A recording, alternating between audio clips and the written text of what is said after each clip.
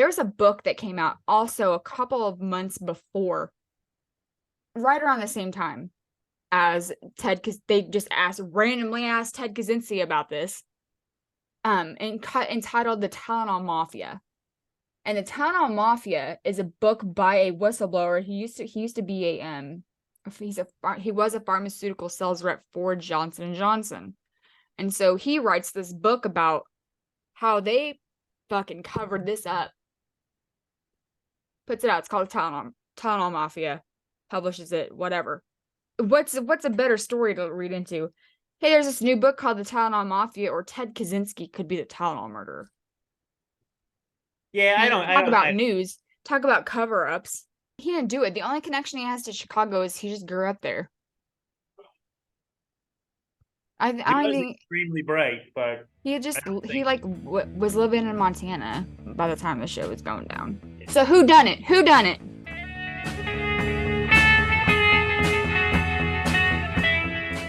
Hello, welcome back to the Friends of Zeus podcast. This is episode 133, I believe.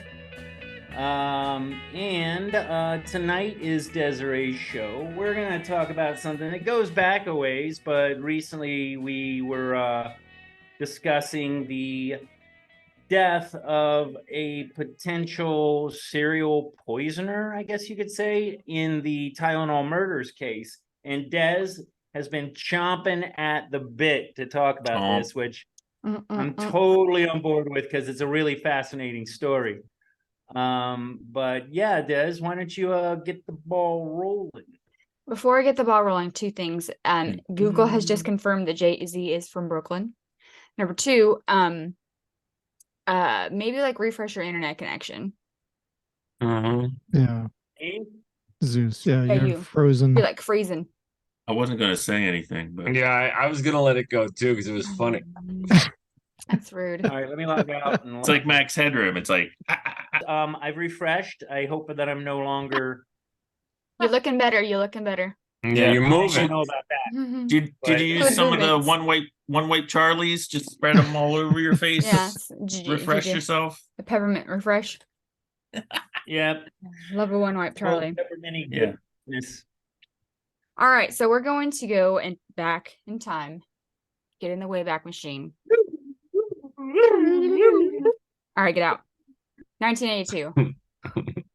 That's where we're going. The reason we're talking about this right now is because about to be the anniversary of the infamous or famous, whatever you want to say, Tylenol murders.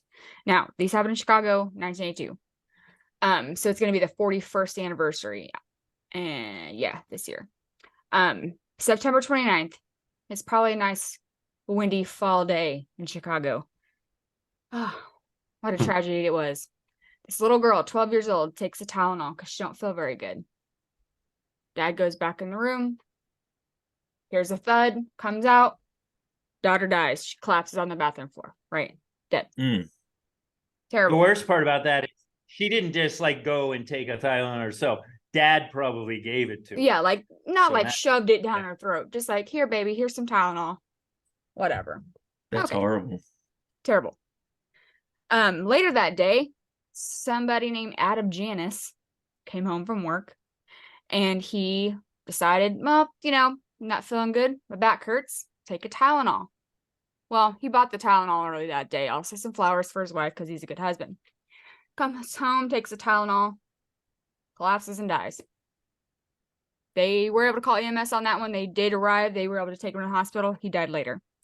Now, all of his family was at the hospital with him, went back to the house after the whole ordeal, after he's pronounced dead, things are finished with the hospital. The family goes back to the house. Now, Adam Janis's brother and his wife, the brother's name was Stanley and the wife's name was Teresa. They are like, I've got a headache, been crying, it's been a long day. Here, I'll take some Tylenol.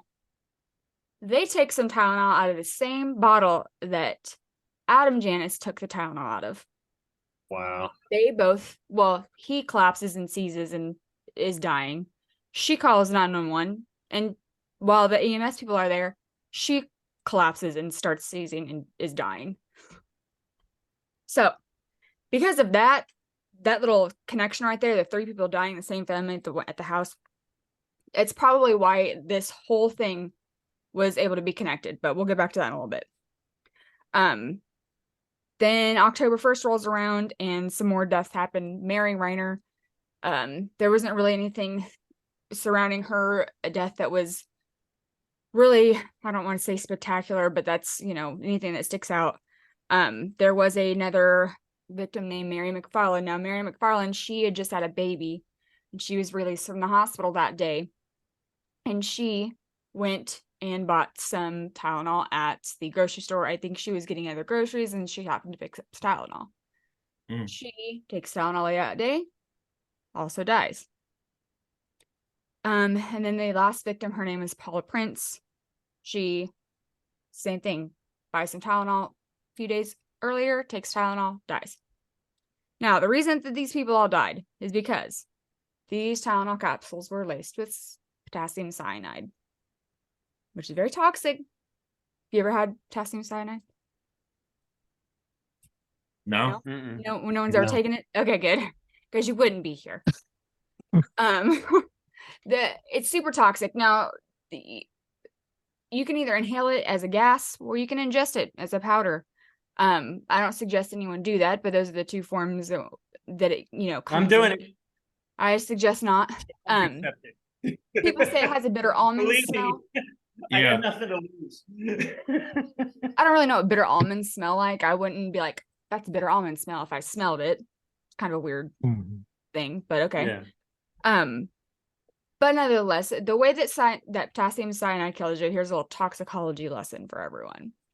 So you ingest it. Well, if you inhale it, it's very quick. It's within minutes because, it enters your bloodstream quite quickly. But if you ingest it, it has to go through the digestive system and Well, what happens is at the cellular level, it binds to a enzyme that makes your cells not be able to take oxygen in.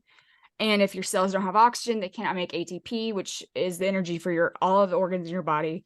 And then so you basically go into multi-system organ failure and die very quickly. So that's how it kills you. So dang fast. There is I don't want to say there's an antidote if like you inhale it, but I mean, you got to have it like inhale, antidote, inhale, antidote. And then there is a treatment for it. Unfortunately, it's really hard to test for because this presents very, very, very like ARDS. We've all heard about ARDS and COVID, multi-system organ failure. It's, all the symptoms are super similar. But they do have a treatment for it if you're able to find out quick enough that you've been poisoned with potassium cyanide. None of these people were fortunate. Chicago's freaking out. It's tragedy. Oh my gosh. They're putting these newspaper clippings out. They're having press conferences with the mayor. They're saying, hey, take all the Tylenol off the shelves. We got to figure out who's doing this. Because of the Janus family, they were able to say, okay, well, obviously these all people died. This is the one thing that connects them. They looked at the bottle of Tylenol, and that's how they noticed it had potassium cyanide in it. So they're like, oh gosh, it's a Tylenol. Tylenol is poison. Oh my gosh. Ban it from the stores, take it off the shelves. Johnson & Johnson and FDA got involved, and they were like recalling Tylenol. They're like, okay, well, the lot number that the Adam Janus bottle was and it, take all that off. And then Mary McFarland died, and they were able to find that lot number, and they're like, oh, okay, take that long, actually just take all of it, recall all the Tylenol, take it all off the shelves. We don't. If I may I'm sorry. Good. I was gonna say, if I may interject, isn't this where we got like all the safety bottles? Like this is the genesis of all the safety bottles we have with medication to prevent this from happening again. Yeah. Okay. I'm just adding. Yeah, we figured she got to that, but I mean, like. Anyway, we'll get there. Zeus, you're always 3 steps ahead of me. You're always ahead. Anyway, so investigations are occurring, right? By the cops, the feds, the FDA, the J&J, all the people. J&J is Johnson & Johnson. And why they are important in this story is because Johnson & Johnson owns a subsidiary called McNeil Laboratories. McNeil Laboratories is the manufacturer of Tylenol, the brand Tylenol, not acetaminophen, but Tylenol. Okay. They're the only one that makes that. McNeil Laboratories creates branded Tylenol. Okay. So, like I said, investigations are occurring, all the things. They're sending the Boy Scouts door to door. They're putting flyers out. They're going around with like loudspeakers, like, take the Tylenol out of your cabinets. Like they're doing all sorts of stuff. Excedrin. Take Excedrin. No, I'm just kidding. Just suffer with your headache. You'll be fine. That's what they said. So what was reported in the media was, okay, what was this a manufacturer problem? What is happening? Well, somebody, I think maybe a J&J official, we don't really know, but it was like, okay, so the lot number for the first couple of bottles, that came from a manufacturer in Pennsylvania, and the third bottle came from a manufacturer in Texas. So it could not be a manufacturing problem, right? Because that's two different companies. Okay, put a pin in that. But anyway, can't be us. Couldn't have been us. Well, a chief toxicologist from the Cook County is where the county that Chicago is in, Cook County, Illinois. He went and visited that Pennsylvania laboratory, and because he was like, well, maybe there's just something, I don't know. And he happened to find that there was potassium cyanide that was in the laboratory in 3 different unsecured locations. Unsecured, I mean, it was accessible by employees, but it wasn't like in a locked, safe cabinet situation. You got to turn 2 keys to get in the door. Yeah, there's no fingerprint technology. There's no blood sample to get into the potassium cyanide. But they had this because they used it to test a substance called providone, which is an ingredient in the gel capsules, and they use it to test for the presence of lead. Lead's poisonous. We all know that. So they did use potassium cyanide, but they're like, but human hands, they're not even like in the manufacturing process. It's all done by machines. Like there's no way it didn't grow legs and walk to the machine and put itself in there. Couldn't have been us. Couldn't have been us. Couldn't have been. Couldn't have been us. So by the end of the recall and all the things, it cost Johnson & Johnson $100 million, and they had to recall like 31 million bottles of Tylenol. It's a lot of Tylenol. That's like 1980s money. Holy shit. And that's 1980s, $100 million. I have a quick question. And I don't know if you know this or if anyone knows this, but was each in the bottles that were affected, was it every pill in the bottle, or was Not all of it? Certain pills? There was a couple bottles. There was a couple bottles that after all this happened, like, are you talking about remaining bottles or bottles that, or just I just didn't know if it was something that he injected into it or whether he manipulated the capsules themselves. Well, when it was tested, so they recall the Tylenol, right? Where did it go? The 31 million bottles of Tylenol, I guess, went back to J&J, because that's what you do when there's a huge problem with your products, is you test it yourself. Yeah. So they only tested like 10 million capsules out of 31 million bottles. There's 50 capsules in a bottle. They only tested, what did I say, 10 million capsules? It came out to be roughly 1% of all the recalled Tylenol that they tested. And of those, it was just from the Chicagoland area. So, and they found that there was one bottle that had 50 capsules. All 50 capsules in there were infected or laced with potassium cyanide. And then there was another bottle that had 11 capsules that had potassium cyanide in it.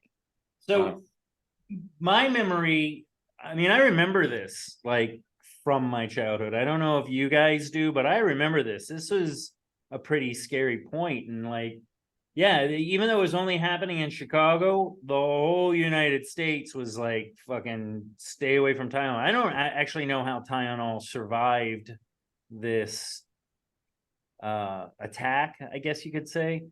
But yeah, I remember like nobody was. It was all over the news for like it seemed. I mean, my recollection is there was at least months and months of stay away from that, bad news, blah blah blah. But yeah, I mean, again, you guys seemed a little less knowledgeable about it, but I mean, it stands out in my memory like that. The Atlanta child murders, like those few incidences where like you didn't know who was doing something and you didn't know when it was coming next or where or to who. Yeah, it was a scary period.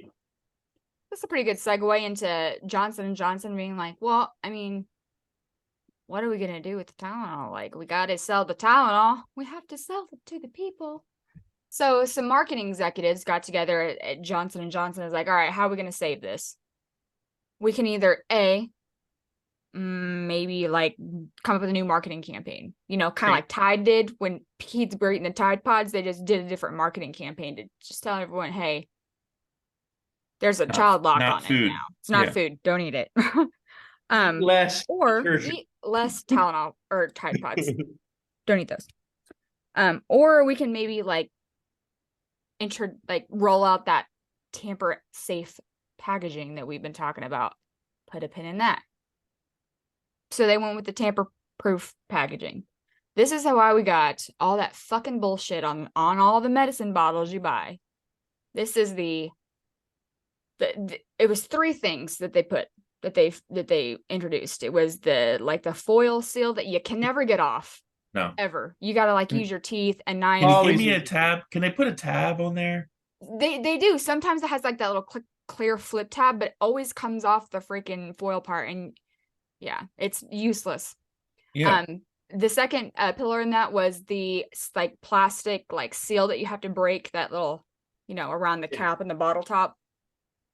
Impossible. It's not that bad if they got a like a perforated line. These are both needle proof, right? Yeah, it's like why? Can we look at a graph of like dentist income from 1982 forward? Because I'm sure they had more like broken crowns and people chipping their teeth. I'm just saying, statistically. Could be. And then the third part of it was the cardboard box. Now, I was a little bit confused. I think that the Tylenol maybe had come in a cardboard box prior, but the way that it was sealed was like, I don't know how they used to do it. Just folded. Back in the 80s, it just folded together. Yeah, it wasn't glued. Now, after this, it was glued. It was like a glued seal. The thing you always get a cardboard cut on when you try to open, that thing. So did the childproof cap predate the Tylenol thing? The childproof cap did not. So the cap part, you always had to line up the little arrows and pop it off. Yeah. That was always there. But cotton was always there. Cotton was actually introduced like in the 1950s to keep moisture away from the tablets. Yeah. So wouldn't it be crazy so they don't bump each other and like in the bottle? Wouldn't it be crazy to find out that the ringleader of this whole thing was actually in the childproof cap business and wanted to get it going? So he threw a little cyanide into a few bottles of pills, and now he's a billionaire. Yeah, but they had the childproof caps before. Yeah. So whatever they added. The box glue. So what did they do with all the Tylenol? Well, hold on. But did they send the Tylenol to like another country or something? At some point. They moved the stones, but they didn't move the bodies. No, they didn't move that. You only moved the headstones, Mike. So they reintroduced Tylenol to the market. Okay, it came out with this bullshit. Well, I shouldn't say bullshit. With this tamper-proof sealing thingy. That's what tamper-proof packaging. And then on October 13th, 1983, the Congress actually passed a piece of legislation titled the Federal Anti-Tamper Act, which made it a federal crime for you to tamper with any anti-tamper, like tamper-proof packaging. If only that law would have been around 2 months earlier. I know. What a shame. Would have never happened. So the hunt is on. The hunt is on because J&J is like, hey, I don't know, wasn't us, wasn't us. Could have been us. Couldn't have been us because a lot of reasons. Couldn't have been us because no human hands are done in the manufacturing process. Couldn't have been us because those Tylenol they came from 2 different locations. Couldn't have been us because also if there was like potassium cyanide in these capsules, then they would have like degraded. I mean, it wouldn't even last long enough to be on the shelf. So it was not us, y'all. Wasn't us. Wasn't us. Probably said that 100 times. Well, so the Tylenol task force was created. What a name, the Tylenol task force. Isn't that cute? Mm-hmm. The Tylenol task force, hey. These people were on the hunt, okay? They had to find somebody. They had to find somebody. You know how cops are, investigatory bodies, the FBI, they always got to find somebody that's responsible for the crime, right? Mm-hmm. Or they can, yeah. They always got to pin it on somebody. If it wasn't for those pesky kids, man. So this lady right here, this is Paula Prince. Okay, she's buying her Tylenol man. that's going to kill her later. Oh, jeez. Now there's all these other characters. She's got like, you know, the 80s here. All these other characters here in the background are shopping, checking out. I don't know what this guy's looking at. She's working there. Then there's this character back here. And they're like, that's probably him, that guy. Oh, I can't see him because we're over that part of the screen on my screen. I can see No, it. I got good. it. Okay, good. He looks like Mike. You know, he A little bit. looks like a white guy. Looks like a white guy, maybe I can see him now. middle age, probably his glasses, beard, and mustache. Maybe some balding spots. He looks like that guy from the Actors Studio. Yeah. Yeah, James Lipton. Yeah, it's James Lipton. Now, I do not know. Back. James Lipton Could be Jack Black. National treasure. Yeah, he looks like Jack Black. You're right, Tom. Yeah. That's crazy. So is it a chance that he did it like minutes before she picked it up? Hold on. So who is that? I don't know why out of this photo that they picked this guy out of all these people. I mean, why? But they're like, he's just lurking back there, probably watching her buy that poison Tylenol bottle. He's wearing like a lab coat. That looks like it just looks like a windbreaker jacket. Okay. He's wearing the guy in the lab coat. It says Team Cyanide on the back. Cyanide Incorporated. Wait, what is I this? think that photograph was released to the public or whatever on like October the 5th or something. So then October the 6th rolls around. And the executives at Johnson & Johnson receive a letter in the mail. Oh man. Why is it always a letter in the mail? Always a letter in the mail. No, we don't get that enough now. Now they just rampage. The letter in the mail is it's like Dirty Harry shit. It's I got awesome. I got PTSD from letters in the mail, okay? I'm These from texts. because freaking BTK was sending all sorts of letters in the mail. Yeah, but that's what I mean. You know, when you don't live there and you're just watching the news or you watch movies based on the story, the letter is like awesome. You know what it is? It's the education system has gone downhill that our serial killers don't even know how to compose a sentence. Maybe this guy has good handwriting. You know what, Mike? I think you're onto something. They just use emojis and post. Yeah. Yeah, well, you can't figure out. You can't do Back in the day, emoji. serial killers had good grammar. Now it's like, forget it.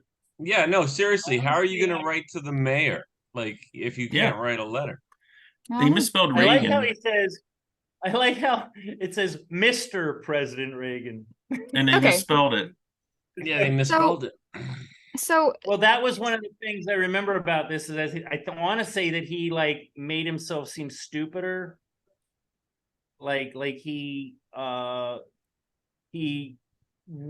the letters in a fashion that may have made him seem less intelligent than he actually was. I don't know. We're about to read it. So right. We're gonna see. You guys, you because you can't really read. This is really blurry. I don't know why I can't so blurry. So this is what the letter says. It says, gentlemen, as you can see, it is easy to place cyanide, both potassium and sodium, into capsules sitting on store shelves.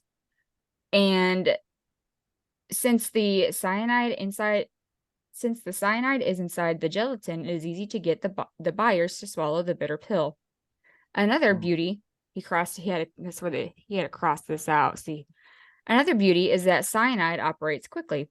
It takes so very little, and there will be no time to take countermeasures. If you don't mind the publicity of those little capsules, then do nothing. So far, I have spent less than $50, and it takes me less than 10 minutes per bottle. If you want to stop the killings, then wire $1 million to bank account 1 million. 84-49-597 at Continental Illinois Bank, Chicago, Illinois. Don't attempt to involve the FBI or local Chicago authorities with this letter. A couple of phone calls by me will undo anything you can possibly do. That's what the letter says. So it's an extortion letter. It was signed Fred M. That's the name at the end of the letter. Okay, Fred M. It was Freddie Mercury. Fred M. Just Fred M. Son Fred of a M. bitch.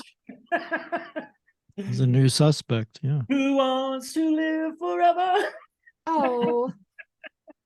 So then they all. Okay. Oh, here's all those. Here's the Tylenol bottles. If we didn't already Take it. know that. How come I can't exit this? I don't know how. So there also at this time was another letter, as you saw on the screen. It was to President Ronald Reagan. Basically, this is what it says. I hear you're trying to come up with some new tax laws, and I don't want to pay those extra taxes. So if you don't want these drones to come kill you, then I suggest you not do that. Signed, Fred M. Fred M. Drones. Again, same Fred. I mean, same. It's the same person that wrote the letter. You guys could see it's the handwriting the same. Same handwriting. So, like, who is Fred M? I don't know. So then they're like, okay, there's this bank account number, there's this bank name, and Fred M. So they call Continental Chicago, Illinois Bank or whatever it was called. And they're like, hey, you guys have this bank account number for 84 da da da. And they're like, yeah, actually, that used to be a bank account number. That account is closed. And they're like, well, great. Who did it belong to? They're like, oh, Fred well, M. it Fred M. His name is escaping right now, but it was like Fred McAllister or some bullshit. It was a Fred M. That was a real person. That was a real person's name. Anyway, that's where we'll stop with that piece of history. So, like I said, the manhunt's on, right? Chicago sends this surveillance picture out to the news. This news of the letter is coming out. And this person sitting in, or this, I guess, investigator in Kansas City, Kansas, is like, God, that sounds like somebody I know. Huh.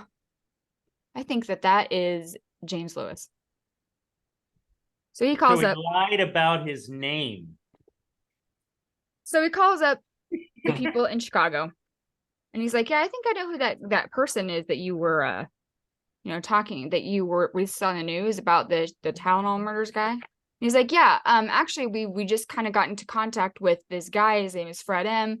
He is at with his bank account number that was in the letter. Apparently, he used to own this company called Lakeside Travel Company. Lakeside, whatever. It's the travel company. Like, as you do when one travels, you call a travel company for various needs. Well, that company is out of business, but he's like, it wasn't me that did those murders. I didn't write that letter.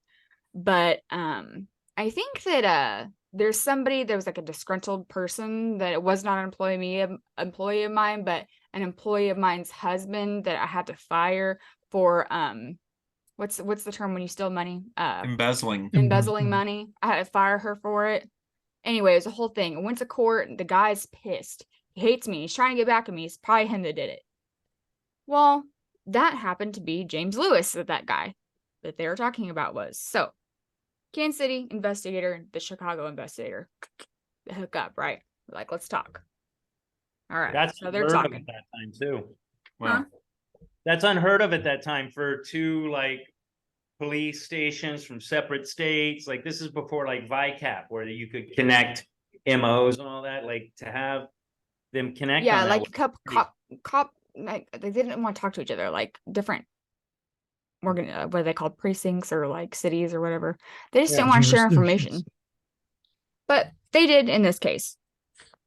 So you might be thinking, well, why is this investigator in Kansas City have anything to do with this? And why does he know who James Lewis is? Well, I'm about to tell you. This is how he knows. This cat is crazy. We're going to rewind a little bit to 1978. And James Lewis is living in Kansas City, doing his thing. He is known as the tax man. Okay, he's a tax man, aka con man. So he is going around doing old people's taxes, stealing their money, all the things.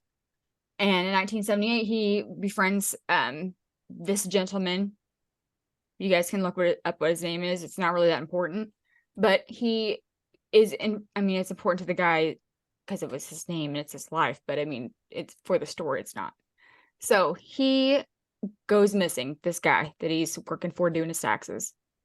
Turns out that couple weeks later, after he goes missing, another friend comes over to the house. They find this guy's body like dismembered and he's dead in his house. Tylenol poisoning. No, he was murdered. He was flat out murdered. Wow. Well, they find that the guy that had been murdered had written a check to James Lewis in the amount of $5,000. And that check, and James Lewis went on to forge more checks. So I don't know if this guy found out about it or whatnot, the old man, but allegedly James Lewis murdered him. Okay. So the cops in Kansas City, they find this dead body. They're like, oh, who could have did it? They're looking at all they're investigating. They find all the evidence and they're like, oh, it's just James Lewis cat. And they call him up and they're like talking to him and he's like saying stuff. He doesn't admit to it, but he's talking to the cops or whatever. And they go and arrest him. What do you think they didn't do? Read him his rights. They didn't read him his rights. And I'll so just say yes. Wow. the whole thing had to be dropped. He got away with it. Got thrown out of court. Because all the evidence that they had was collected prior to him being arrested. Wow. So it had to be suppressed. Wow. So he never denies that he murdered that guy, but he never admits it either.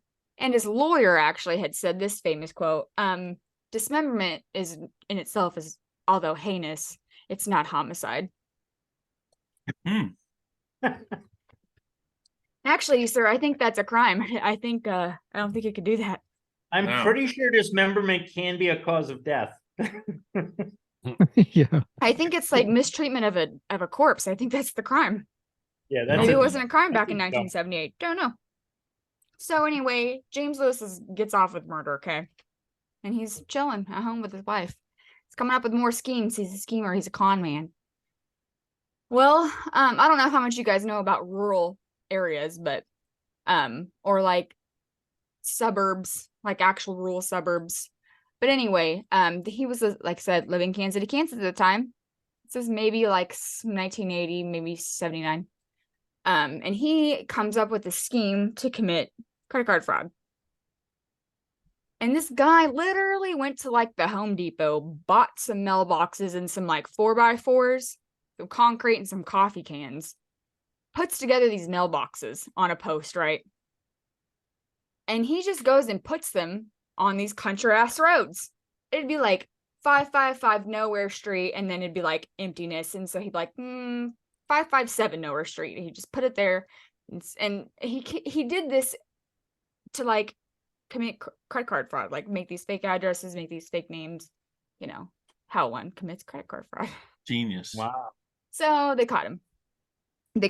And the police questioned him, but they didn't. I mean, you know how they like preliminary question him, and then he's like, well, I'm not guilty. Am I free to go? He leaves and he flees. He takes off, moves to Chicago. But he didn't tell the cops he moved to Chicago. He just moved to Chicago to. They finally catch up with him, and they arrest him, all the things, and he is now, he had like 10 years in prison for credit card fraud.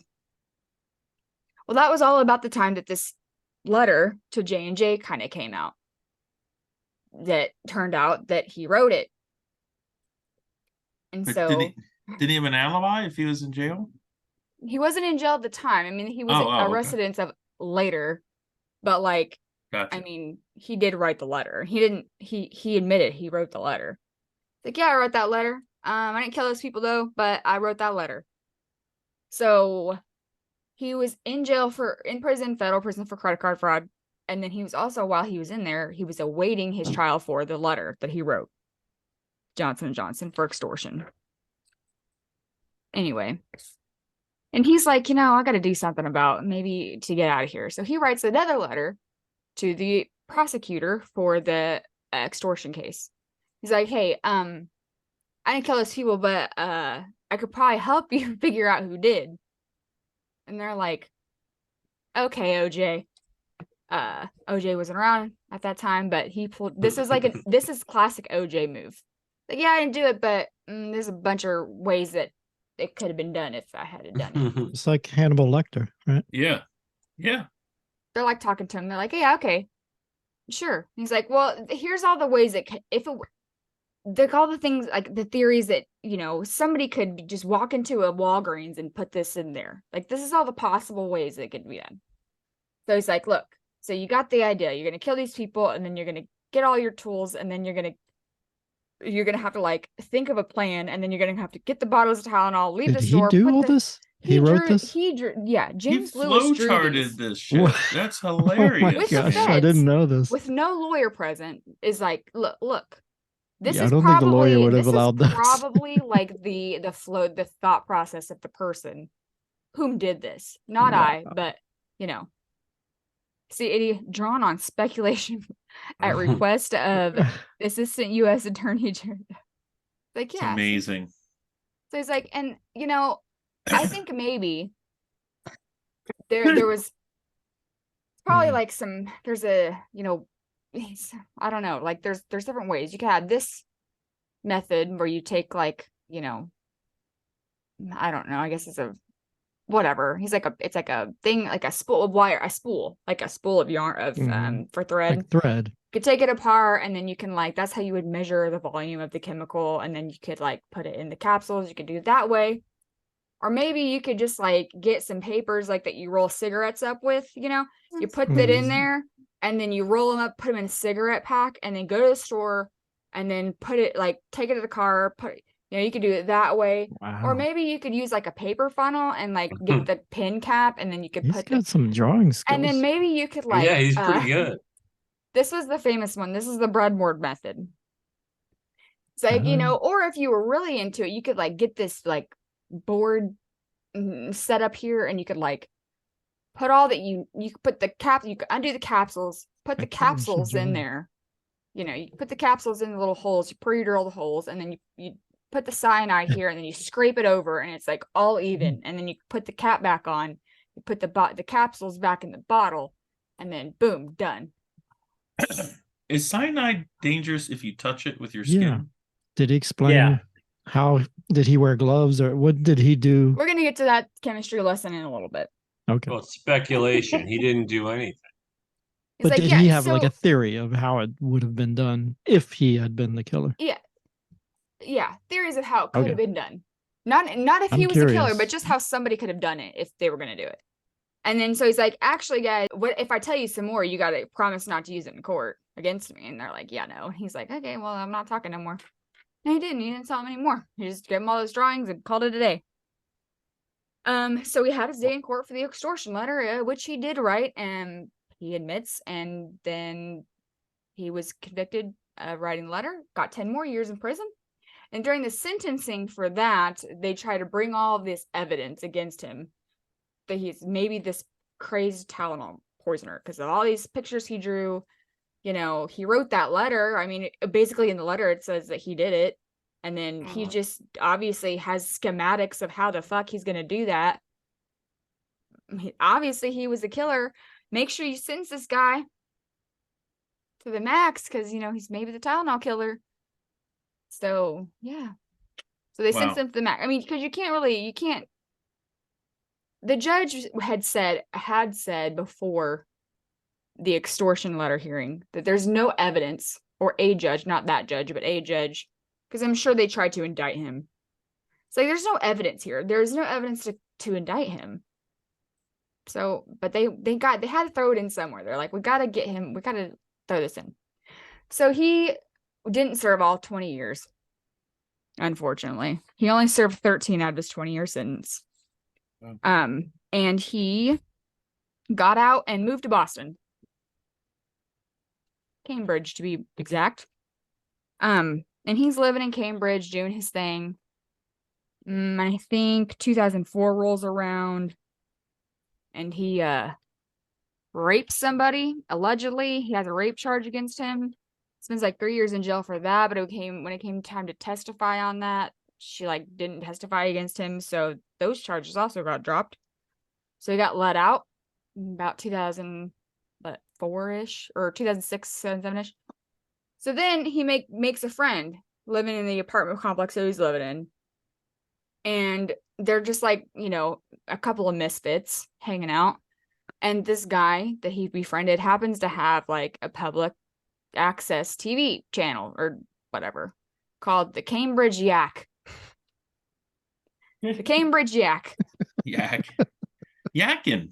They're just That's yakking. right. 5 guys. Was he a dad? A dad yak? Man, this is awesome. So this guy, I think his name is Andrew something or other, and it doesn't really matter, but he's like interviewing him, talking about, you know, hey, they say you're the Tylenol man. What's this about? And he's like, yeah, I didn't know because I didn't kill those people, and yeah, I didn't kill those people, so sorry, bro. Wait, so this guy goes on TV after doing 3 years for rape and being convicted as the Tylenol killer? No, he was convicted of this letter, the extortion letter writer. The He wrote the extortion. letter. Oh, he got 13 years just for that. He got 10 years for credit card Yes, fraud sir. and 10 years for the letter, but he only Okay. served 13 of He them served of the 13. 20. I got it. Okay. Yeah, so he's like a free man. And this guy's like, tell me you're the Tylenol man. He's like, but I'm not. I don't know what to say. So then life goes on. He goes on the Cambridge Yak a couple more times just as his buddy, whatever. And about maybe like probably about the same time that these Cambridge Yaks come out, 2007, that put this about. It's about the 25th anniversary of all of this, right?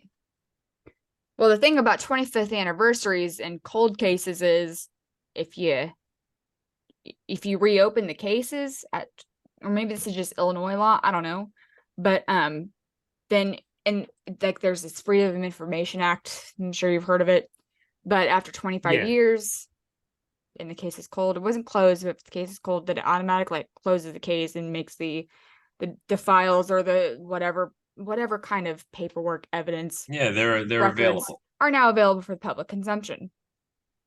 Well, somebody, the feds, Johnson & Johnson, who the fuck knows, but they didn't want these reopened, or they didn't want the public to see these files, so they reopened the case. Oh, we reopened the case. And they sent another undercover sting officer, I guess, to kind of go and talk to James Lewis. And she's like, yeah, I'm writing this book about like poisoning people. And so will you help me? Because I need some help with this book.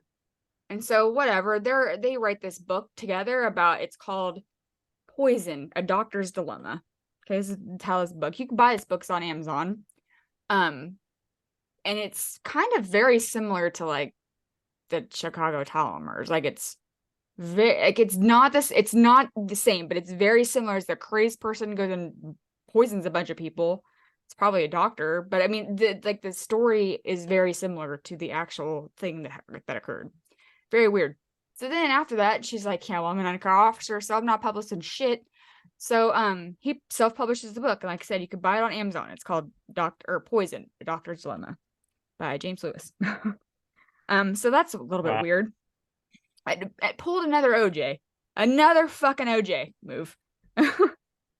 Except he was like the OG. He did it He was first. like the OG OJ. Yeah, the OG. OG OJ. Hey, it's more like OJ was pulling a James Lewis. Yeah.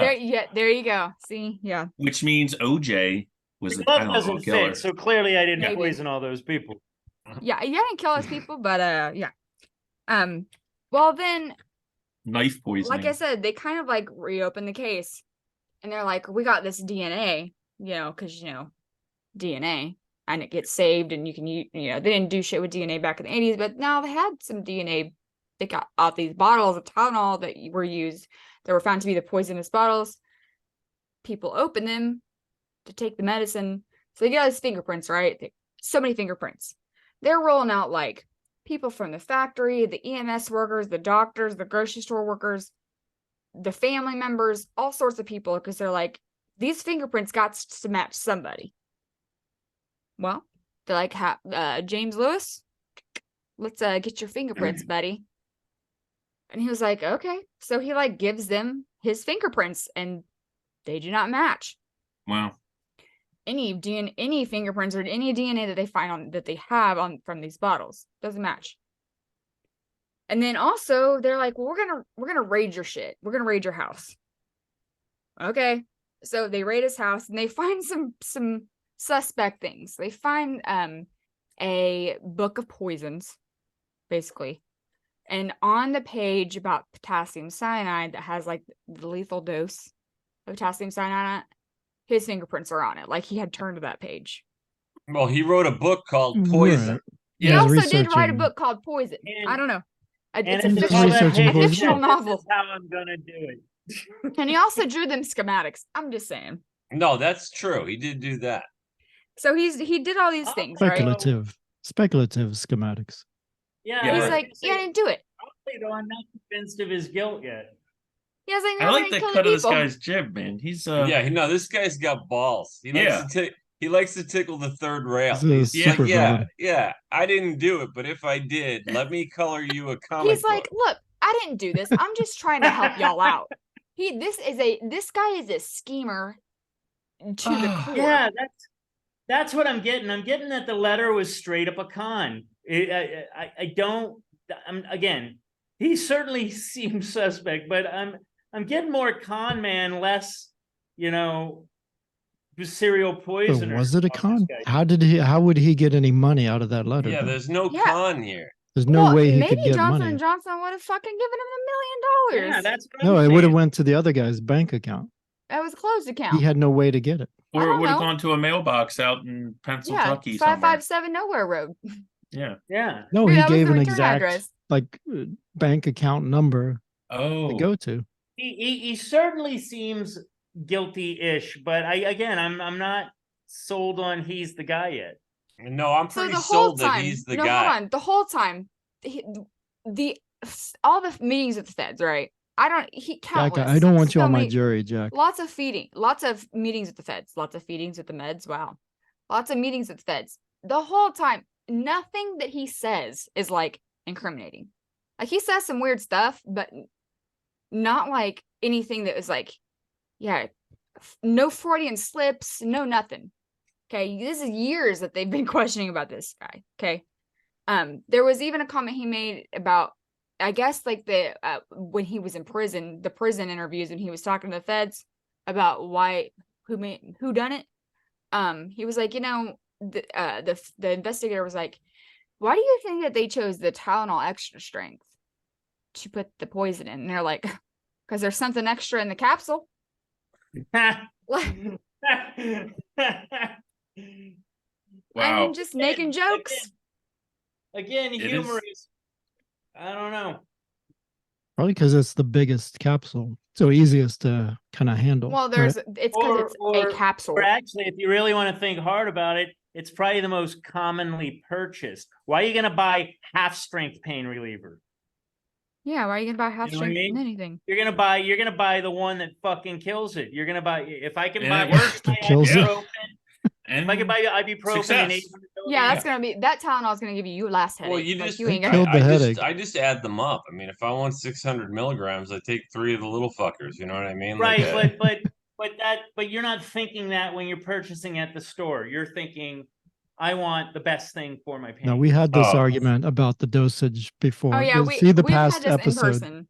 Yeah. That was an in-person argument. Oh, was it? all right, so Yeah. this guy, Okay. this guy's So this fucking guy with is like, yeah, everybody. I didn't kill them people. Like, y'all have all this evidence on me. You can't find the DNA. I gave you my DNA. You can't find it. It's not. Our fingerprints are. I didn't do it. Well, turns out James Lewis died June the 7th of this year. So he died of a pulmonary embolism. Poor Jim. Found he just collapsed in his house, just dead. Just How ironic. Collapsed how in his old house. was how old was he? He was like 60 something. No, that's young. Yeah. I want to say 76, right? 76, yeah, that works. 67, 76. That's young think- too. something. I think it was 76. Yeah. Yeah, and Lived most to a ripe likely- old age. Yeah. So So he had, considering he handled all that cyanide over the years, he did pretty well. Allegedly. Allegedly. It's from extended exposure to cyanide over many decades. Oh my Right. god.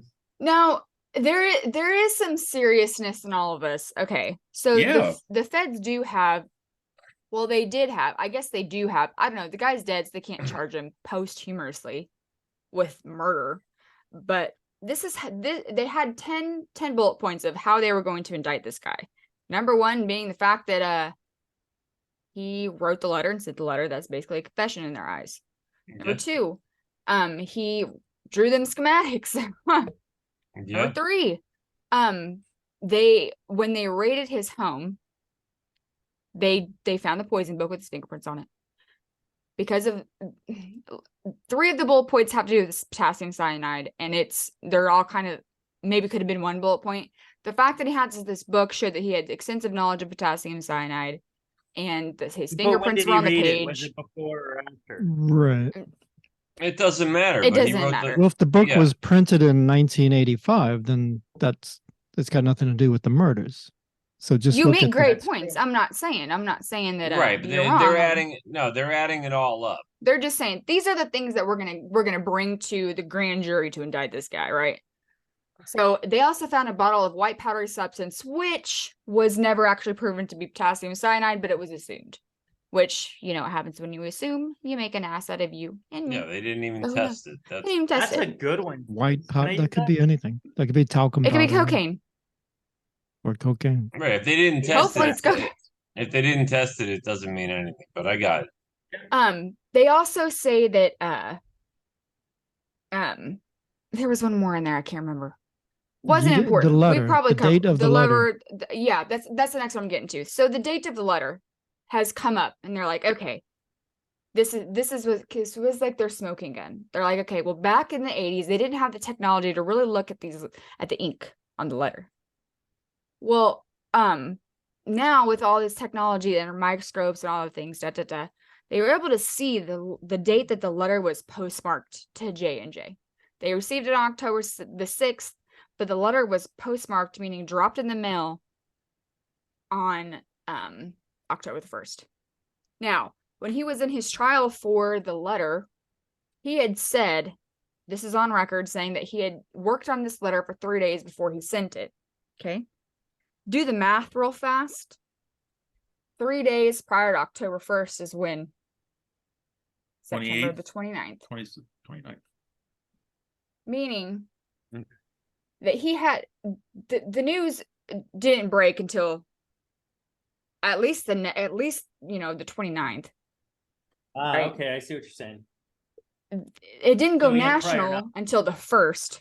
And I kind of didn't mention this, but he was in New York at the time that the murders happened. So that's another reason they can't really connect him, because he wasn't in he was not in the vicinity. I actually left Chicago September like the 4th, took an Amtrak train to New York City.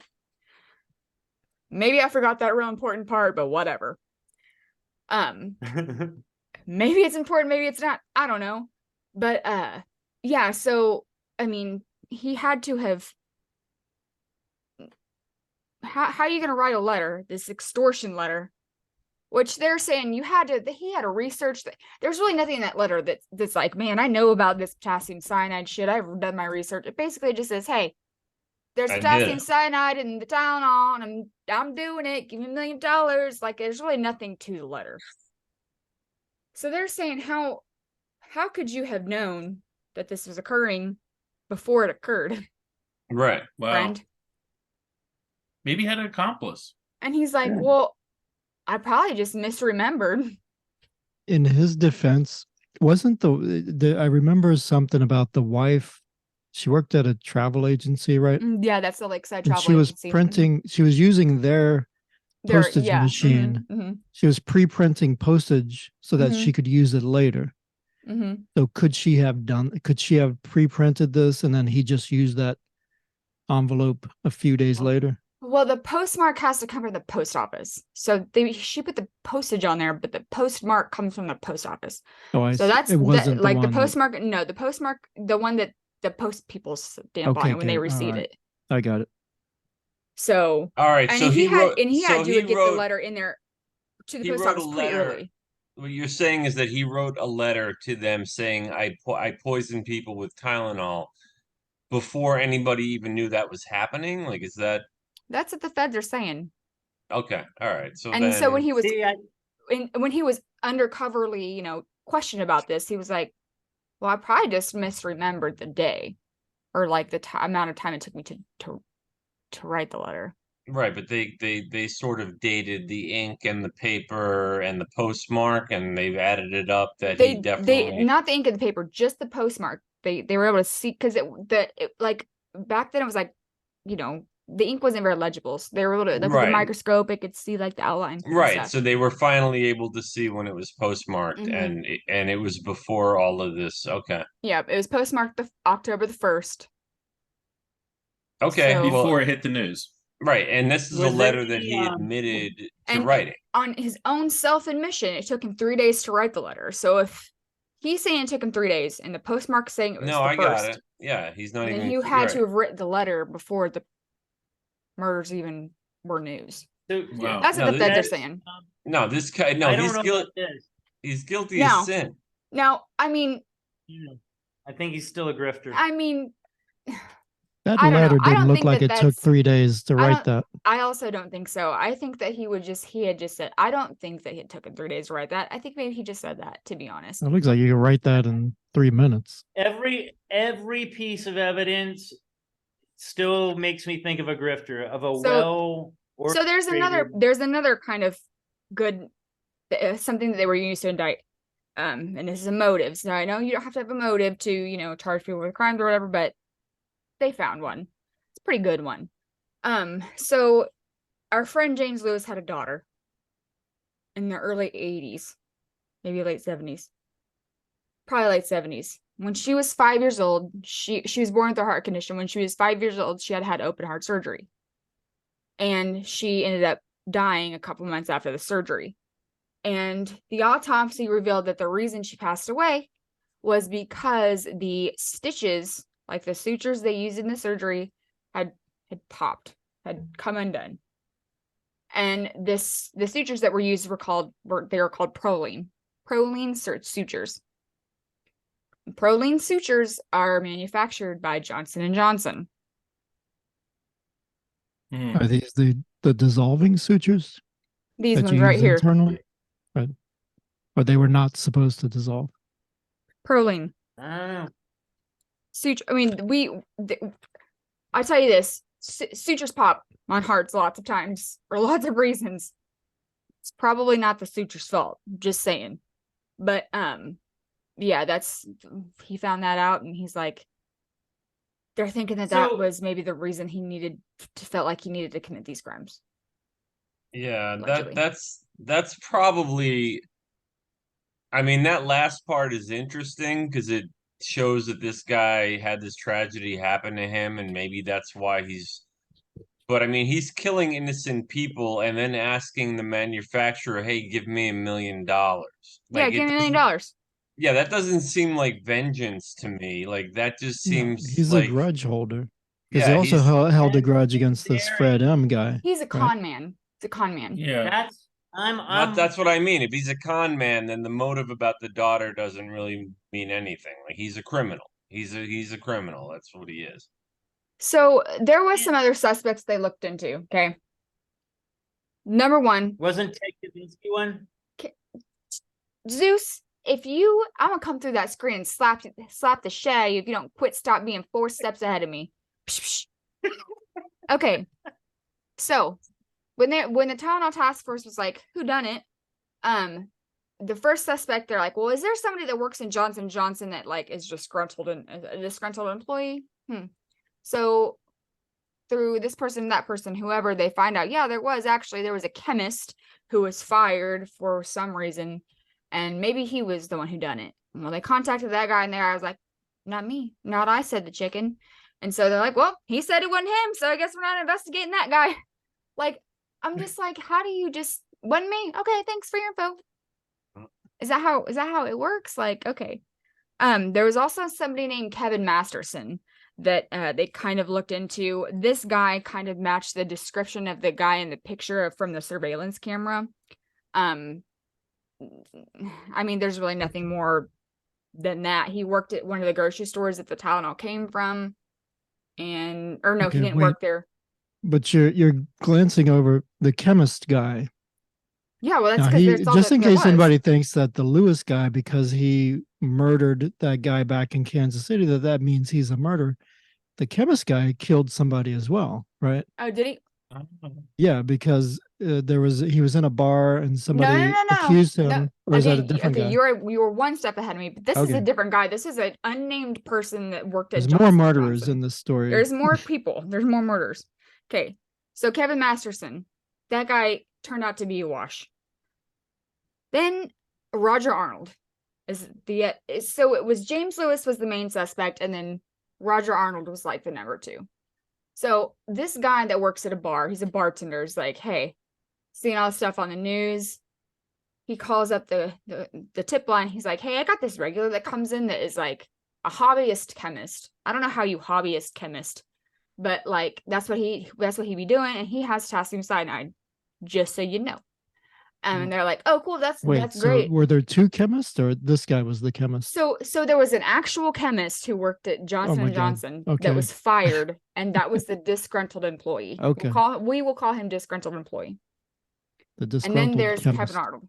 He was a hobbyist chemist. Again, I don't know how you what do you do? What do you He bought a for? chemistry set. What at is your Toys R hobby? Us. Like, what are you doing? Yeah, you can't Anyway, even get those anymore, probably. a hobbyist No, chemist. probably not. So yeah, the tip comes in and he's like, the feds are like, okay, cool. Well, next time he comes in to like have a few beers, just let us know. He was like, all right. So Kevin Arnold walks into the bar. He's like, do, friends here. And so the cops come in and pick him up. And they're like, hey, friend, we got a little tipster that you might have possession of potassium cyanide. What do you think about that? He's like, well, I think I got rid of it 3 months ago. But yeah, I mean, yeah, like, sorry, I didn't kill those people. And they're like, okay. And then he's like, I probably should mention a lawyer. I need one of those. And so he was like, he lawyered up and he was, released from the questioning. I wonder how difficult it is to produce actual cyanide, like manufacture just cyanide. Well, I don't know, but well, hold on. The feds, they're like, well, so he got a lawyer, and Jack, you could probably finish the story here, but you get a lawyer. What happens next? They get a warrant. They search the guy's house. What do you think they find? What did they find? Yeah, what did they find? They find a book of poisons. Not the same book of poisons that our friend James Lewis had, a different book of poisons. Right. They also find the Alchemist cookbook. They find a book called like the Poor Man's James Bond, which instructed how to manufacture potassium cyanide at home. And it even said, hey, a great way, like this is a quote from the book, a great way to try out that homemade poison you just made was to put it in medicine cabinets of unsuspecting people. Wow. All right. So now we have this guy, Lewis. We have this other guy, the freelance, he likes to perform like experiments when he has gets like out of the beakers and manufacturer. like a titration set. Like it's like a fucking chem lab in the shed out back, basically. Well, I mean that's what he does for the company, right? So that's what he does for a living, and then he does it at home too, right? That's no, this guy, this Kevin Arnold does not work. He is not a chemist. He is a hobbyist. Hobbyist. He does this shit at home. Okay. There was another guy. There was another chemist she mentioned that worked. Actual chemist that worked. Oh, that was the disgruntled employee. Okay, so this is just another random chemistry geek that happens to like be fascinated with poison. I guess. And he's making this shit in his house. Like, you got too many beakers and too many books to not be suspicious, friend. You're weird. No, it definitely. But I think there's a lot of nerdy chemists out there. I mean, like, if that's your thing. Really? Do you really think there's a lot of nerdy chemists out there, Jack? No, I do. I think there are much smarter people out there You know, that if you're geek trying to out invent on some doing shit- stuff like that. You know what I mean? But Like, if that was it, he that's what he should have said. I mean, you didn't just say, "Yeah, I'm just doing stuff." But like, what do you do? What are you doing with all hobby that do stuff? you do with chemistry? It really Anyway. does I don't just know, lead to man. poison. Well, the I alchemy. don't. He's I trying don't to turn think. lead into I gold. mean, if the guy, if what's the guy's connection to anything else other than his buddy said he's weird, he's a chemist. His buddy said that he has potassium cyanide at the house at the hizzy, so that's his connection. Well, it turns out How about this? he didn't have potassium cyanide. Got rid of it like 3 months ago. Okay, But- so he didn't How about even this? have it. This guy already sounds way more suspicious than James Lewis. Well, hold on, wait. Did he get So rid they of it also on found- October 1st of 1982? Yeah. No, Left no, he at the didn't get rid of grocery it. store. This At was the grocery all store. on. This is on October the 6th that the bartender called in the cops. So I don't think he got whatever, but he could have had just the exact amount that he needed. Oh, that's all I'm saying. They did find Oh, also maybe a they bottle of found- white powdery substance in the home that did not turn out to be potassium cyanide. It was potassium carbonate, which Baking is soda. another salt. And then they also found a bunch of firearms. So they like were able to arrest him on the fact that he didn't register them firearms. They're like, well, you got a bunch of unregistered firearms coming downtown. So he gets arrested. Yep, Well, get the him in media gets a hold of it, right? And they're like news cameras outside the dude's house. And now it's all that his name is all over Chicago.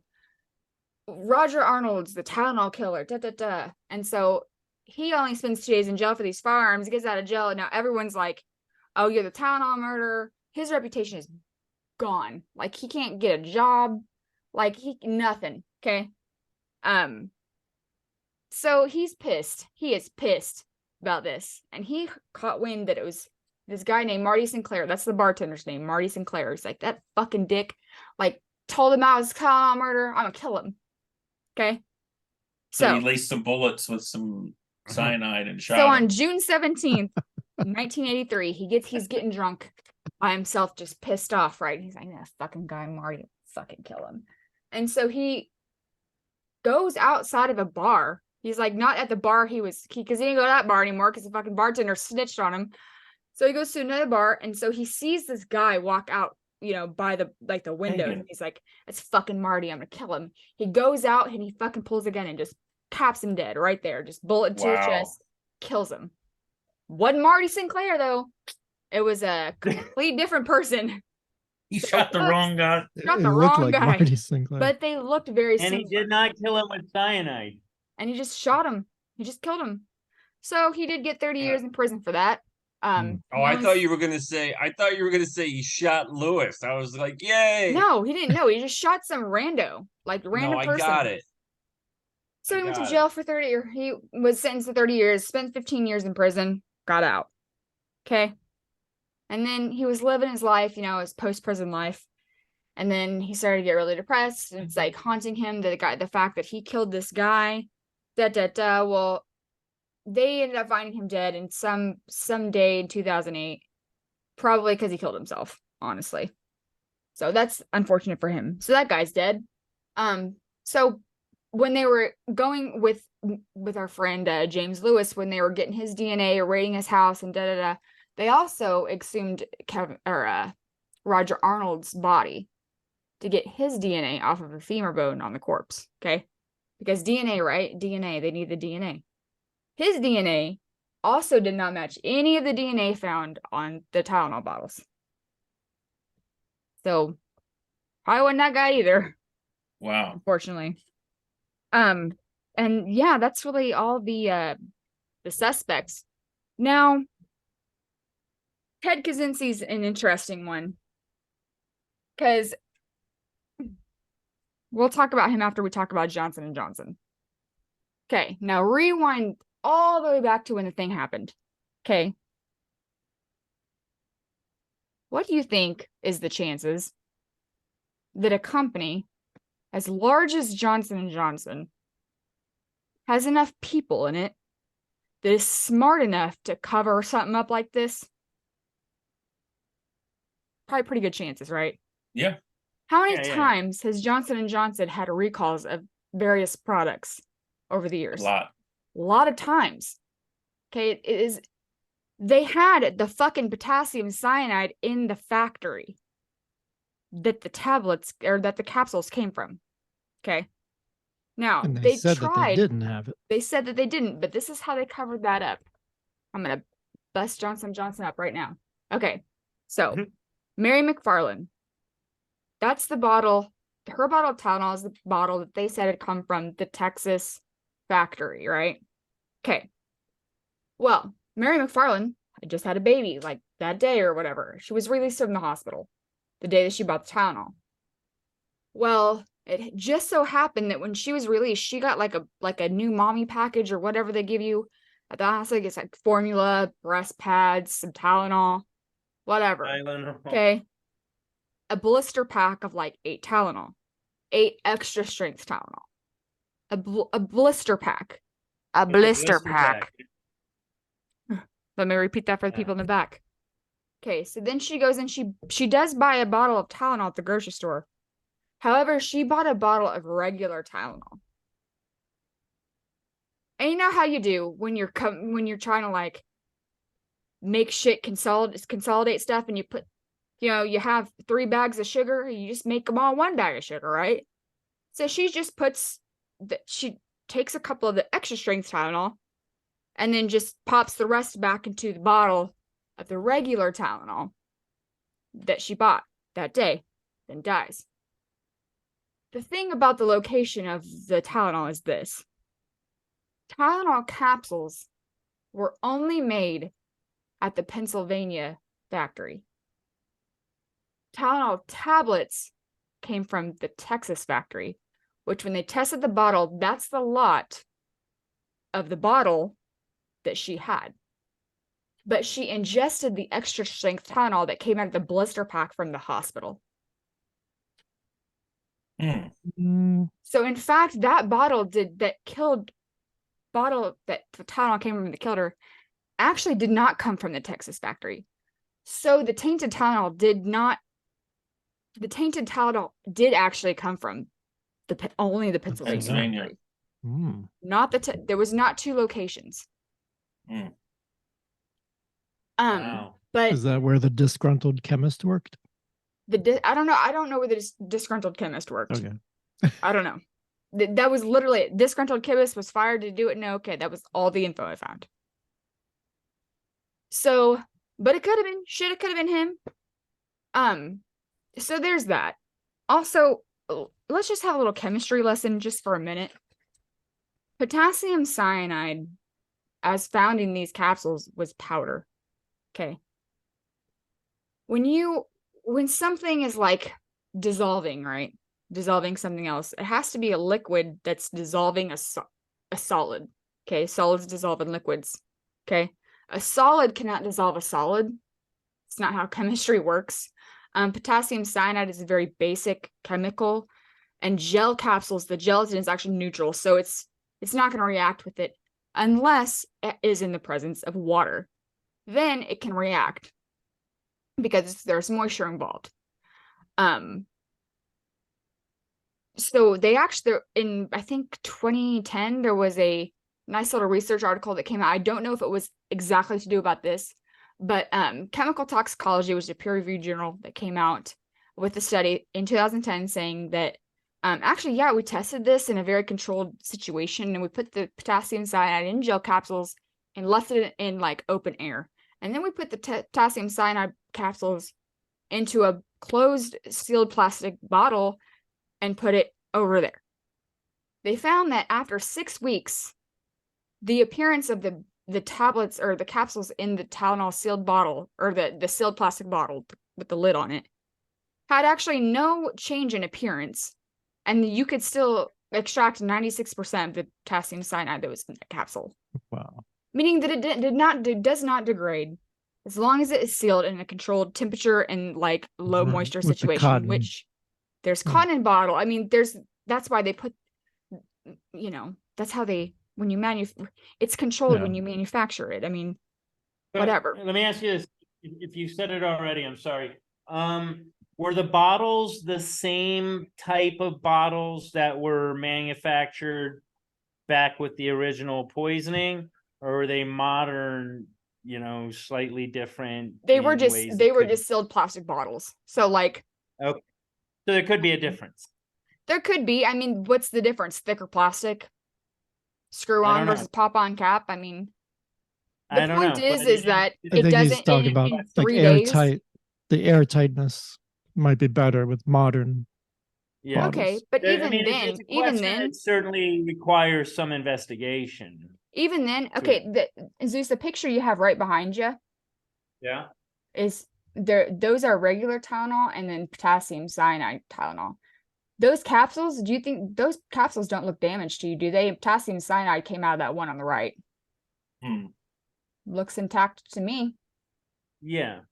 No, I understand. I'm just my curiosity was with the more recent test, and I think, whether- but even when they were in open air, they still were not really that degraded, and I think they said like 53% of the cyanide could still be extracted from the cyanide. well, this dope can think of it. Somebody that would be. And there was a Question. phone call to Johnson & Johnson from, it's like a Chicago Tribune reporter. It was like, hey, yo, I heard you have anything to say about the Tylenol mirrors, eh? And they're like, what? What are you talking about? This is the first we have heard of this. But in fact, Johnson & Johnson had sent lawyers to Chicago the morning of September the 29th to start damage control. They didn't tell anybody about that, though. Yeah. I'm liking Lewis as an innocent victim. I mean, not innocent, but a victim in all this. And how much of a conflict of interest is it for the company in question to, hey, just give us all of that. We'll test it. We'll get rid of it. And they destroyed all of the capsules and only tested 1% of them. Yeah. Only 1% that came from Chicago. Do you have the information on the police that found the empty boxes? Do you know about Empty that boxes. part? Yeah, there were these 2 police officers that later, like after the deaths came present, they said they were out patrolling one night. They came upon in this parking lot. They saw this stuff like this litter or whatever. They went over there. There were like some empty Tylenol boxes and then a big pile of white powder, which they figured was the contents from the Tylenol. Somebody like broke a bunch of them and emptied it out. And they found that in a parking lot. And they didn't know what to make of it because, okay, there's no crime here. It's weird. Random substance. It's litter, but, and then when the murders came into the news a few days later, they put 2 and 2 together, and I don't know if I'd have to find the details of that. But so if that's true, then that would take us back to like a person doing it and taking it into the store. And that wouldn't have happened at the factory. Okay. You follow? So I follow, yes. But let's go back to them schematics. I mean, you would have had to buy the Tylenol. Let's just say you had to go buy the Tylenol. You had to put the substance into the Tylenol. You had to reassemble the Tylenol capsule. Well, he could have did that at home. He could have made them at home. Right, that's what I'm saying. You had to buy the bottles. I don't know, take them Just home go for in, 5, buy a 7 bottle, days, bring it whatever out to you the wanna do. car, switch Do it it in the out, car. take it back in. So if that was the case, why didn't they have video surveillance of somebody just coming in and just putting Tylenol on the counter or onto the shelf and leaving? Why didn't they pull that out of Yeah, I don't know if they had 6, video 7 to stores? that degree. Well, they back had then. they had They that might have just had like video the from that cash guy. registers. Well, I But that was the mean, cash register video. then give me the video of everyone that purchased Tylenol in this period. That looks like a brand. I mean, get their Yeah, he should have been in fingerprints. the store earlier purchasing Tylenol, I guess. Or I guess he could have. No, he didn't have to Pull the buy it cameras there, I from guess. September from all these stores and tell me he didn't have to buy. He didn't have to buy it. But I mean, if you're really investigating, how many? Get all the fucking video footage of all the in Chicago. I'm just saying that's a huge stretch. When it to me, it seems more feasible that Johnson Johnson, a big ass rich company, covered the shit up. I was like, oh shit, we probably fucked something up somewhere. Because it still doesn't explain the get behind woman the with the Johnson & Johnson Tylenol thing. from the hospital. Mm-hmm. In a blister pack. I mean, Well, that wasn't tampered with. Yeah, and that leads back, to Desiree's point that it had to be more broadly sent out. You know what I mean? Mm-hmm. Like it does make sense that Johnson & Johnson may have been not behind it. Obviously, there's some disgruntled somebody or whatever, but it does lean more towards Johnson & Johnson as being the guilty parties in keeping it going longer than it needed to. And it just, how many times has shit ended up in stuff that it ain't supposed to be there? In just in history. A perfect storm. There was at some point, there was like antifreeze and cough syrup. I mean, there's been like bleach and dialysate bottles before. I mean, like from the manufacturer. Shit gets labeled. I want to say not too long ago, there was a bunch of dog food that was tainted and a bunch of people's dogs died. Yeah. It could have just been a perfect storm of a bizarre situation that ended up with people dying. Johnson & Johnson is more than likely the one that's behind it. Like I said, as he went under the Lewis thing, I feel like he was a grifter and not innocent, but not an innocent person, but innocent of the crime of serial poison.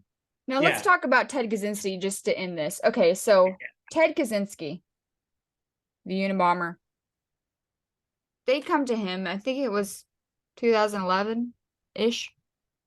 They're like, hey, can we get your DNA? We think you might be like involved in these Tylenol murders. And he's like, I didn't kill those people, but I'll give you my DNA if you don't sell my shit. Because they were setting up this online auction, selling off all of his stuff, right? His typewriter, his glasses, his outfit, all the things. And the feds were like, no. And so Ted was like, then no. So they never actually got his DNA or ran anything. They never even. The fact that they were asking him. But the fact that they were asking him was this, allegedly. Who knows? Maybe it wasn't, but I'm just saying.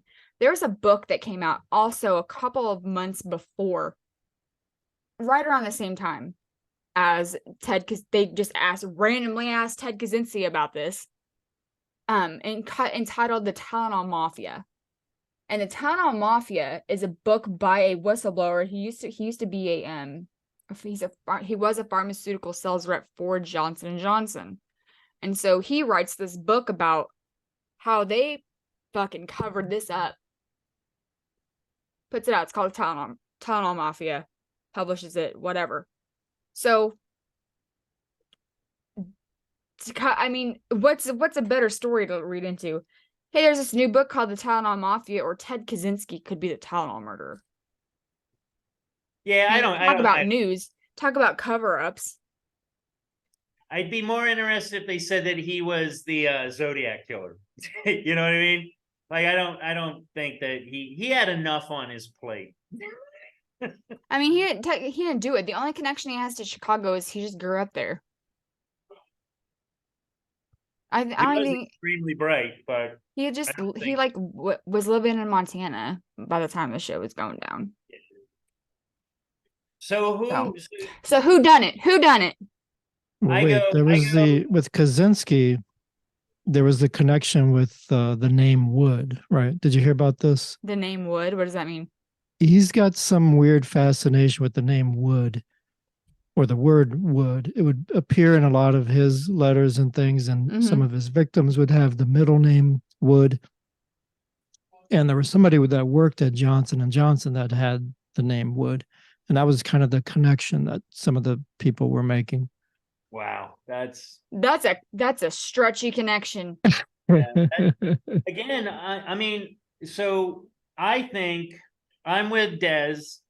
Oh, also some of the FBI agents also ended up working for Johnson and Johnson after this whole shit got That was gone another over. question. So I'm just saying. That was another question I was going to ask: is was there any shady policing throughout all this, like questionable policing? Not really, except for the fact that when it was all said and done, Johnson was like, "Hey, you want to come work for us? Come on." Yeah, but that's not that. That's crazy. Big Pharma. Big Um, Pharma did it. Big Pharma so done it. If you ask me, based on Dez's very good episode, I'm leaning towards Johnson and Johnson. In fact, I'm almost convinced that James Lewis had nothing to do with it. He saw a good grift. He was like, I can $1 cash million bucks out of this. kind of like what I've said before, choreography versus conspiracy. He didn't do anything. He just waited for an opportunity and attacked. I don't think he was at all involved. And like when he got the book, when he read the book, the one that had his fingerprints or whatever on it. Yeah, the Poisons book. We don't know when he read that. It could have been afterwards. It could have been while he was writing because he wanted to use knowledge. Because that's how grifters work. They're jacks of all trades, master. Yeah, it could have been for research for the poison, a doctor's dilemma. Yeah. That's nothing about anything that you said really painted him as the killer in my eyes. I'm thinking somebody at the factory, maybe even accidental, because you are also talking about a place that is loaded with many different chemicals. And just supply chain. Add that. How it could have been like one ingredient that they have in the Tylenol was shipped as in a box that was labeled whatever the fuck it was supposed to be, but it was actually potassium cyanide. That happens often. Did they have the foil tops prior to this? No, that was part of the triple. No, I'm sorry. Triple. Yeah, because I was gonna say. I mean, I'm assuming it was probably done even more basic than they're saying. Probably like I was thinking like through a hypodermic or something like that. Just no, they're saying somebody went into the store, pulled out the Tylenol. They were capsules, so you could just pull them apart as you do. Empty it out, put the shit in there, put it back together. And except it's powder, for I'm saying so this you're not is what injecting powder. It is. It's not impossible. It is very difficult to get them caps back together. The cap pieces, it's hard. There's like a female and a male part. But and I mean, they could have bought it one day. They could have bought it one day and come back 3 weeks later. They could have. Yeah. But like. Yeah. So the timeline for the poisoning is also very questionable. Maybe when they put it in, it's different. Well, no, even then they could have done it a month earlier, 6 months earlier. They could have been planning far more than we think. Another another suspect that I didn't bring up because I don't really know if this is we should consider this guy a suspect, but they're saying Adam Janus. No, Adam Janus could have been a suspect because he was trying to kill his wife, but he ended up killing himself and a bunch of other people with him. That's a stretch. Kind of like in Washington State with the Excedrin poisoning. That person was doing. They actually did that. And also like John Muhammad, the DC sniper. They said when it was all said and done that I believe this is true, that he was shooting all these other people so that when he shot his wife, it would look like it was the DC sniper and not him. Like there's a lot to be said for distraction. Even though he was a DC sniper. Right, but he didn't expect to get caught. So in 1986, there was another Tylenol poisoning in Yonkers, New York. Okay.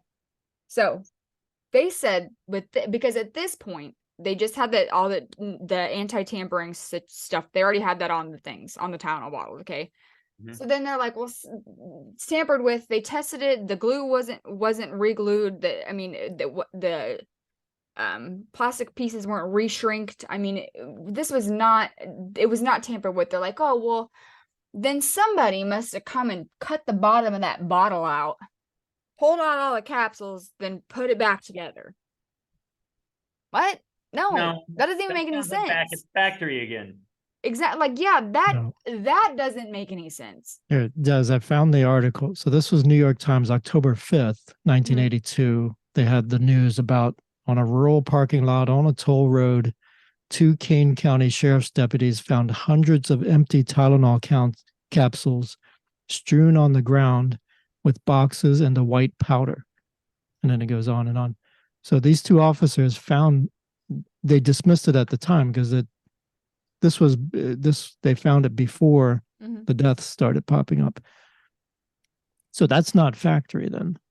Well, hold on though. That would be a But why clue that would it was happening. Why would the murderer, if we're going on the murderer theory, why would a murderer ditch empty capsules of Tylenol? Because he didn't need, there was no empty capsules. No, Like, empty he just- bottles. He had to dispose of the evidence, I guess. Whatever. say But the bottles or evidence was both. I Says, mean, there's empty situations. Hundreds of empty capsules. So just okay. empty capsules with the boxes and a white powder. So I guess he was opening it and emptying it out. But then Yeah. he put the poison in the capsules, put the capsule back on the bottle on the shelf. There would be no empty capsules. Well, he didn't need all of them. I guess some of them. I don't know. But why would you?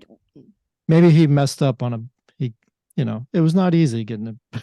He kept messing Or up. it could and have been dropping Johnson and them. Johnson's lawyers fucking being like, "Well, we got to take these." No, this was before the murders happened, though.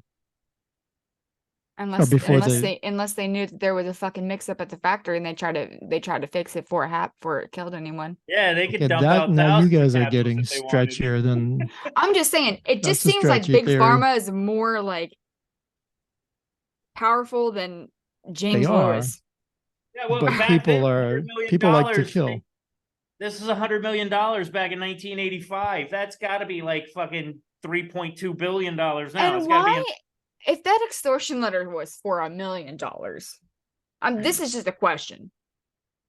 But Johnson & Johnson spent $100 million, or it cost the company $100 million to recall it Tylenol, rebrand everything, Why didn't they just pay the $1 million to the extortionist? Call it a day. DL. Well, the bank account was closed. They found that out Yeah, but right they could, away. if they could have figured that out. Hey, like, yeah, that bank account's closed. Well, give us another one we can wire this money to. Yeah. Yeah, was there a return address on the letter? Yeah. I think they should have looked into Freddie Mercury, to be honest. Freddie Come on. Freddie Mercury, yeah. I don't know. I think Queen's behind it. Anyway, would you say we've beaten this horse till it's dead? A little bit, yeah. We've poisoned I this guess- topic. This is a fun topic, yeah. And topical because he just died like not too long ago. I will say this. Yeah. If you're planning on killing yourself, PSA, please do not take Tylenol to do it. It is a very bad way to die. You can overdose on Tylenol very quickly. In fact, the United States of America is the only place where you can buy more than 8 Tylenol at a time. Because it is very easy to overdose on, and it's a very terrible death that's irreversible. So don't do that. Well, that's why in the hospitals, Tom, you may not know this, but Des, I'm sure knows this. When we give out pain relievers, you're always supposed to alternate between Tylenol and ibuprofen or another NSAID. Yeah, and there's a thing that pops up and it's like, you've given 4 grams of Tylenol in a 24-hour period. Are you sure you want to do that? Now, granted, Yes. I don't think I've ever given more than I've never even come close to that level with the Tylenol. But Oh well, we do. We it's give like 1 27.50 in a day. gram every 6 hours. Yeah, We get that It- shit IV too. We have IV Tylenol. fuck that. That would be scary. Yeah, but it's if you're a nurse and you kill a patient with Tylenol, it's probably you're probably the one that's at fault because there's just too many fail safes involved. But yeah, I do keep Tylenol in the house, but I take it very infrequently. Let me see. Let me just say this too. Tylenol is really, if you have a fever, take Tylenol. If you have some pain, take ibuprofen. Just do that. Yeah. Ibuprofen, the worst thing you get is a little bellyache, and it takes a hell of a lot more ibuprofen to do real damage than Tylenol. Tylenol's might give you a GI bleed if you're a little older, but that's fine. Also when they do your labs, don't they always check for the level of Tylenol in your system? acetaminophen and salicylic acid, yeah. Yeah. So yeah, it's a bit squirrely. I stick to the ibuprofen. One 800 milligram ibuprofen does me good in almost every situation. That's the one Those I are wish good. Those are nice. I do like an 800 milligram. Just knocks the hell out Just of it. one big boy. Yep. Done. Done. Mm-hmm. Well, all right. So I guess who wants to do the famous Jack quote? Tom? Well, guys, I think we've been on long enough. It's time we wrap it up. Wrap All it up. Wrap it up.